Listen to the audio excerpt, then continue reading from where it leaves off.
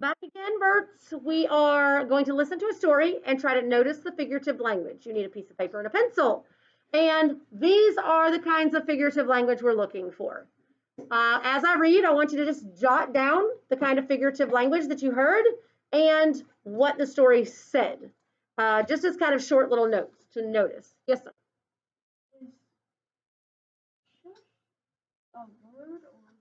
It's a word, but it would be onomatopoeia because it is making the sound of the actual sh. So yes, that's what onomatopoeia is.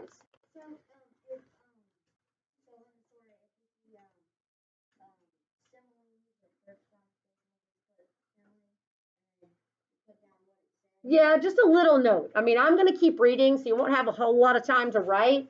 Just a short little note so you'll remember that page or that action. Okay. All right. This book is called Kate and the Beanstalk by Mary Pope Osborne, who wrote Magic Tree House books. I just realized that. Long ago, a girl named Kate lived with her mother in a humble cottage. One day, after a hard winter, Kate's mother was in despair. "We are sure to die from hunger," she said, "unless we sell our only cow to get money for food." Kate was a plucky girl who loved to help. "Don't worry," she said, giving her mother a hug. "I'll take care of everything." And she set out for the market with their cow.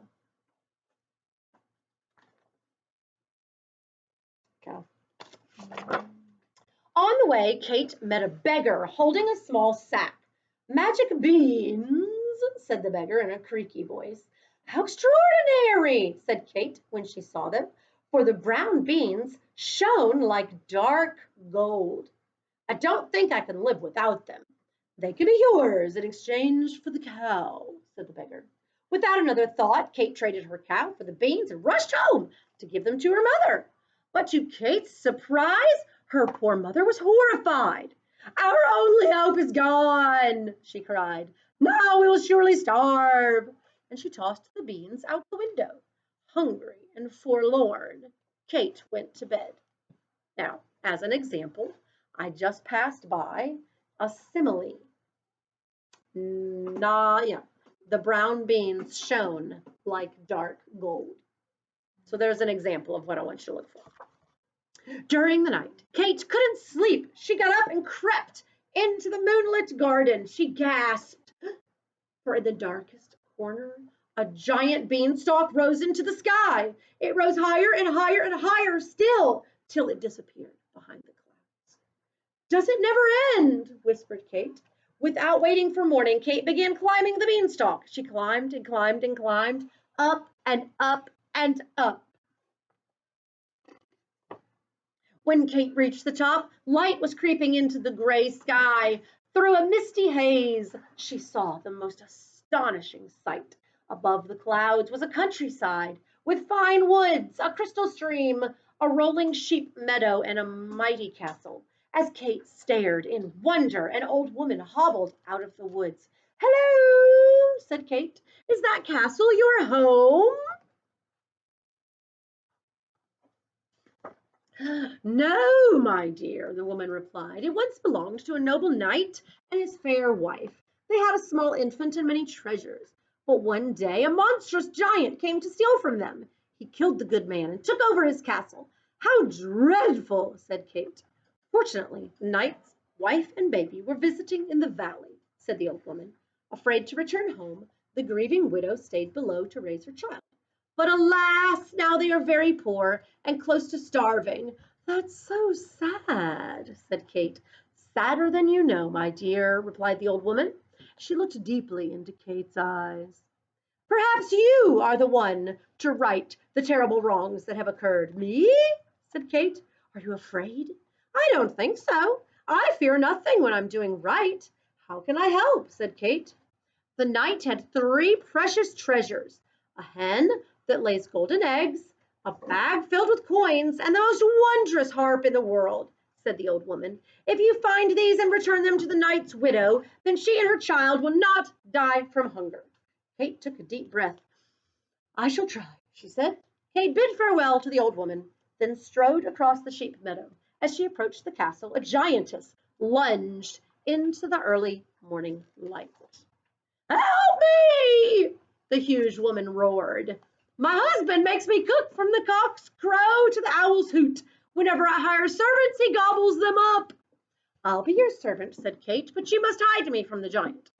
Kate helped the giantess make breakfast until the sun came up. When she heard the giant coming down the hall, she trembled with fear. His footsteps sounded like the booms of a cannon. "Hide," whispered the giantess, and she pushed Kate into the closet. Ooh, sorry, missed a picture.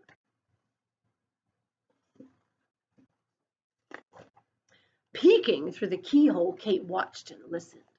"Fee, fi, fo, fummin! I smell the blood of an English woman. Be she alive or be she dead, I'll grind her bones to make my bread." "Don't be silly," said the giantess. "You only smell the wagon load of bacon I fried for your breakfast." "Oh," said the giant. When the giant finished eating, he said, "Bring me the night's hen." The giantess brought out a small brown hen. "Lay," ordered the giant, and the little hen laid a golden egg. "Ha, ha, ha, ha!" roared the giant. "I love my lovely little stolen hen." Then he put down his head and fell asleep, snoring as loud as thunder. Ever so quietly, Kate crept out of the closet. She grabbed the hen and rushed from the castle. She ran across the sheep meadow to the beanstalk. Down and down and down she climbed and climbed and climbed until she landed kerplop in the garden. Kate sighed with relief. "It's better if Mother doesn't know of the danger I've been in," she whispered to the hen. "Stay here until I can return you to the knight's poor widow." Kate hid the hen behind a bush, then slipped back inside her house. Kate knew she must disguise herself to return to the castle. That night, she dressed in a wig and a beard, crept out to the moonlit garden, and climbed the beanstalk again. Kate climbed and climbed and climbed, up and up and up.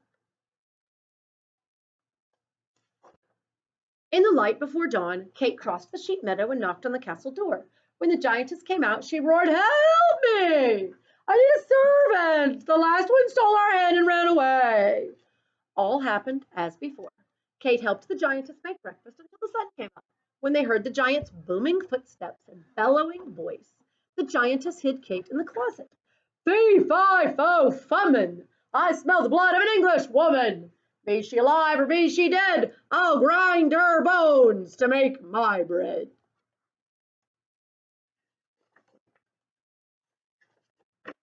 "Calm down," said the giantess. "You only smell the mountain of hash I made for your breakfast." "Oh," said the giant. When the giant finished eating, he said, "Bring me the knight's money bag." The giantess brought out a bag filled with gold coins, and the giant greedily counted them. "Ah, ah, ah, ah," he roared. "I love my little stolen coins."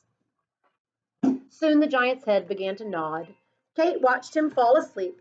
Then she crept out and grabbed the money bag. She ran out of the castle and across the sheep meadow to the beanstalk.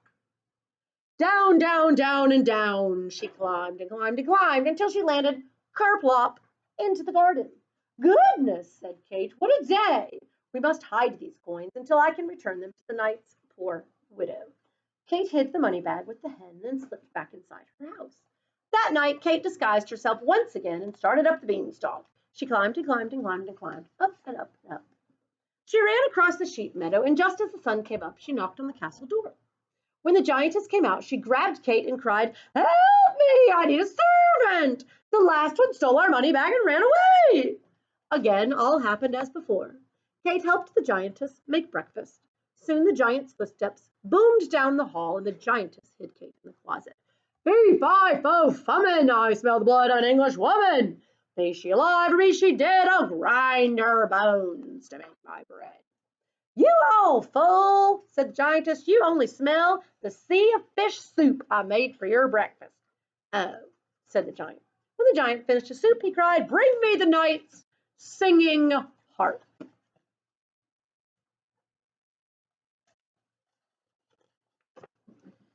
The giantess brought out a magnificent harp, the only one of its kind in the world. The harp sparkled with diamonds and rubies, and it had strings made of gold. "Sing," bellowed the giant.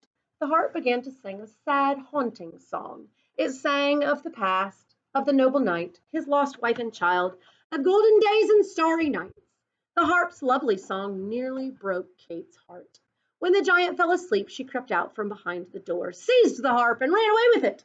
But the harp was so frightened, it sang high, fearful notes. Help me, help me, help me. Quiet, said Kate. I'm going to return you to the knight's poor widow. But the giant had already been awakened. He jumped up with a shout, and he ran after Kate. Kate flew like the wind across the sheep meadow. She grabbed the beanstalk and started down with the harp, the giant fast on her heels. Down, down, down, down. She climbed and climbed and climbed, and the giant climbed and climbed and climbed right after her.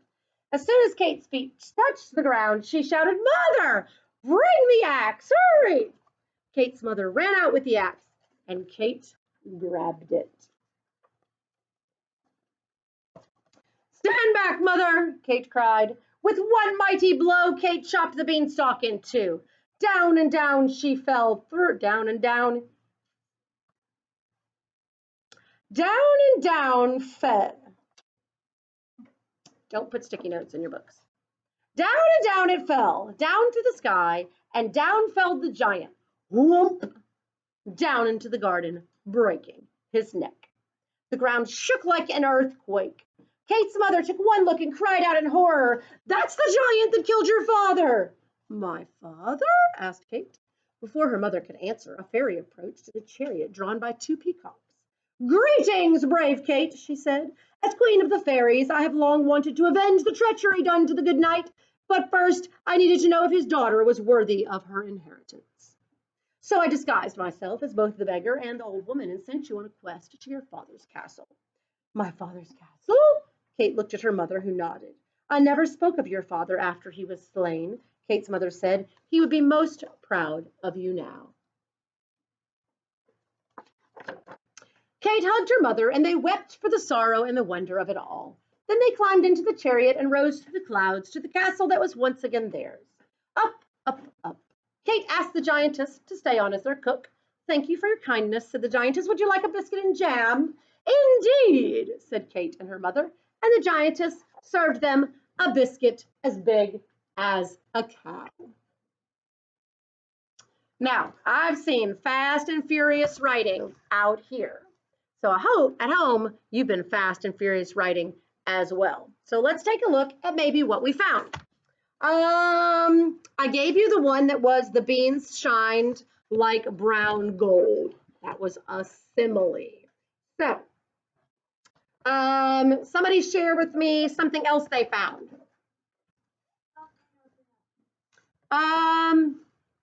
What kind of, oh, that probably is alliteration because they use the same word over and over again. Up, up, up, and it all starts with the same letter, so maybe, yeah.